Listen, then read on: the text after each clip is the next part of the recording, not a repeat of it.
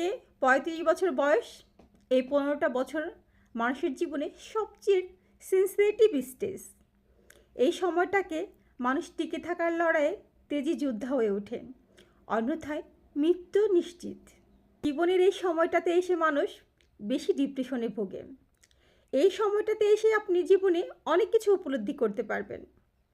নিজেকে কিভাবে সংশোধন করতে হয় সেটাও আপনি বুঝতে পারবেন।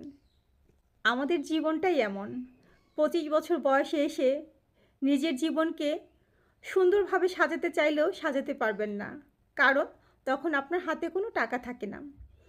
এমন একটা সময় আপনার হাতে টাকা আসবে যখন আপনি নিজের মতো করে নিজের জীবনকে গঠন করতে পারবেন, কিন্তু আপনি কখনো ভুল সিদ্ধান্ত নেবেন না, নিজের জীবনকে কখনো নষ্ট করবেন না।